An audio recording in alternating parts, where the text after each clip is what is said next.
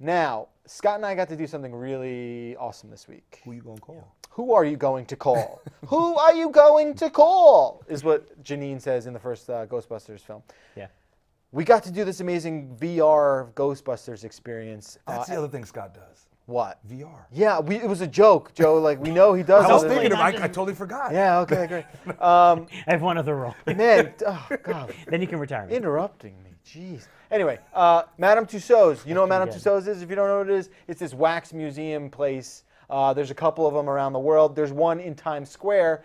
And Ghostbusters, the new film out later this month, teamed up with this VR company called The Void. And The Void puts together these very elaborate, interactive, over-the-top VR experiences. And you and I got to sample it out a few days before it goes public. I believe it starts today. It's open today. It does. So this was amazing because, to me, this was the best VR I'd ever done. And I was telling you that, and you kind of like... I was like, really? Yeah, because I'm never optimistic about anything. No, it's true. And Sarah, our photographer, tried it out, and she's like really cynical about things like VR, and she said that was pretty cool. Yeah, she's like, it's cool. Which is like the highest praise you could give. I liked it a lot. And I found myself getting a little bit like... Sick? Super critical about VR because I just use a lot. And you have a refined VR palette. Yeah, and I bet like the bloom is worn off as far as like the novelty of it. Right. But it is really cool as far as how you feel like you're in another space. And you can walk around. It's amazing. I mean, anywhere. Regardless of that, the VR they had of me interviewing Ivan Reitman was amazing. It felt like I was actually sitting next to him. He was so real. So realistic. He even said, "Hey Jeff, good to meet you." I couldn't believe it. Anyway, so check it out. This is what we did. They put you in this amazing apparatus. Dude, the vest we had was force feedback, and it was locationally aware. So while you're walking through this open space, this set that they build for the VR experience, you felt feedback like if a ghost threw a book at your left shoulder, guess what? Your left shoulder vibrated. It's like crazy VR laser tag. Yeah, it was where you're wandering with this gear. Can't say enough amazing stuff about this thing. I think when you like really break it down, it was super impressive. So again, like imagine they build an entire sort of fun house for you to walk through. Yeah. The floor shakes. They emulated an elevator. The floor shakes. You could feel the walls in the VR and in real life. Like, and we don't even know what it looked like. Right. That's the thing. We had no idea. Like, it probably looked terrible. It probably just looked like a bunch of set pieces because no one's actually going to see that because they basically overlay the VR over the physical world that they've created inside. So like, there's a part where you think you're on a scaffolding. There's a railing. You put your arm out to grab the rail, and you grab a rail. Like, you actually feel it. Of course, they shake the crap out of it, and you think like you're going to fall off a 40-story building. But, man. It lines up really well. It lined up real well. You open doors, and you're even able to do that, and you feel that one-to-one connection. You go in with 3 people total, so you see the other people in that experience, which is something I'd never done in VR before. No, and you can talk to each other, and you sort of do a little bit of communication about your plan. I thought it was so damn cool. So would you go back? I would do it again. I mean, it's only like 7 minutes. You're not... Yeah. It'll probably be a longer line. With the Madame Tussauds mission and the extra price, like it's not cheap, but it's like, again, as a one-time experience versus buying this VR gear and putting it in your home, it's probably like the right level for people. And it's doing stuff you can't do at home, which is wander through this huge maze of rooms. And with a backpack computer that's totally wireless. Wireless. Like, let's not forget about that. What's the age range? Like, what's the age range? Is the height requirement, age? 48 inches. Oh, yeah? I asked them about this. Okay, yeah. That's smart. So 48 inches, no age range, but it's because of the weight of the backpack. Right. So it's and probably for safety, too, just to make sure you're not going to fall over or anything. But I think it's interesting. They do kind of let you feel free to just do whatever you want. Technically, you could like fall over. Yeah, I guess like if you wanted to, you could climb over that scaffolding. I bet that and just fall into like, and where someone is probably there like, dude, get back. Right. Just get back into the thing. I figured if you removed your helmet, I'm so mad I didn't do that. I should have done it. I figured it would have been like eyes wide shut. There's just like a circle of people watching you. Yeah, maybe. Well, silent watchers. So like, they're probably a lot of assistants ready to help because of safety concerns.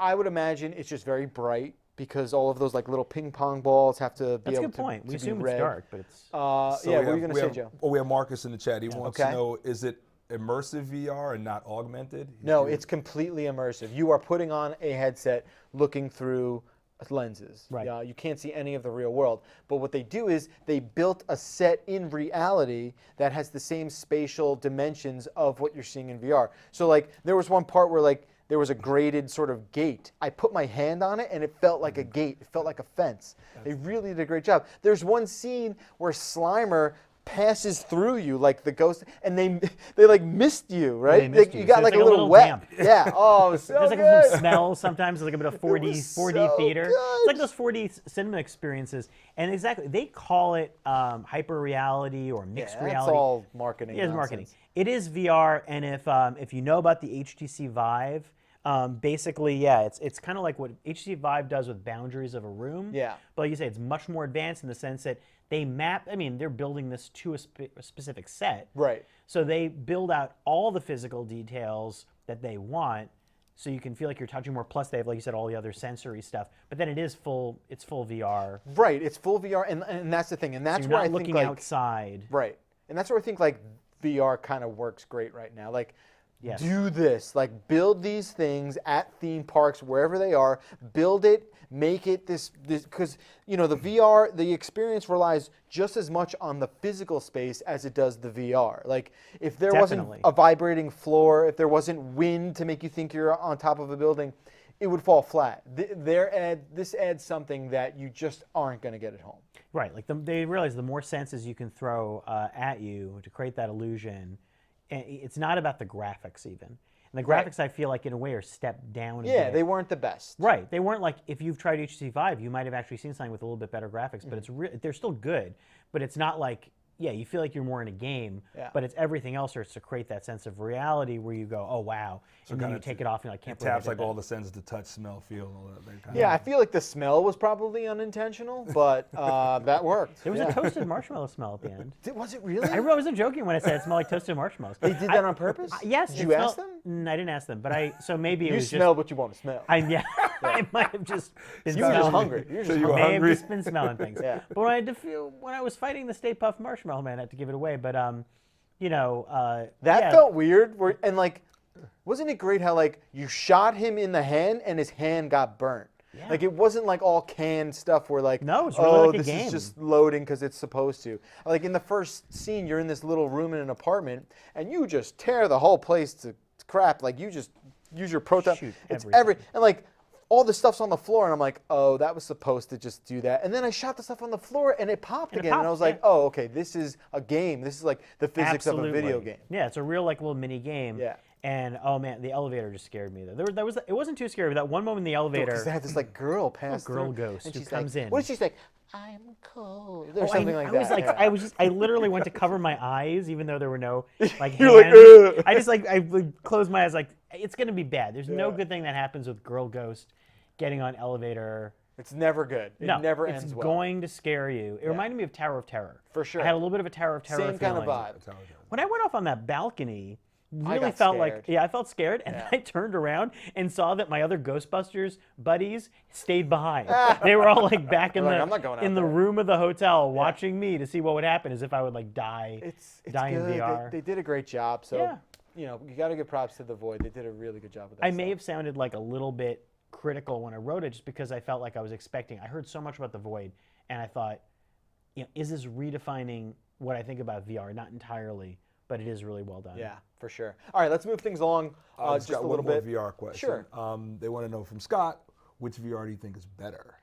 I believe this is the Vive versus the Oculus. Oh, this is a good question. Okay, settle this right now. I think the Vive is the best hardware going right now for a number of reasons. I think the visual quality in the headset looks a little bit better.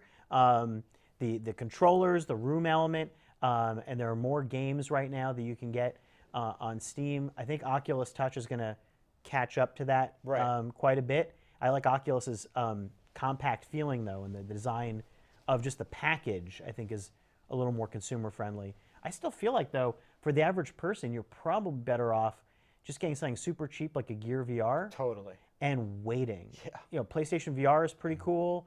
I want to see more about that. I feel like that's a good price for the system. That's definitely the most accessible. Yeah, especially if you have a PS4. That's kind of the one I'd want to like And you already buy have the the hardware, most. so you don't have to worry about buying a new system. Yeah, right. That's Right, exactly. because I'm not like a PC gamer, and so like I mean investing, you have to invest in the PC, and but you know the stuff is going to get better in like a year. Totally. And the games are going to keep getting better. The headsets won't suck as much wearing. And that's the thing is that suddenly like how many times you're going to buy a new headset? Yeah, we're not there yet, but we're on the road. To a pair of glasses and earphones. Earbuds. That's it, right? But I'd say like the best Vive.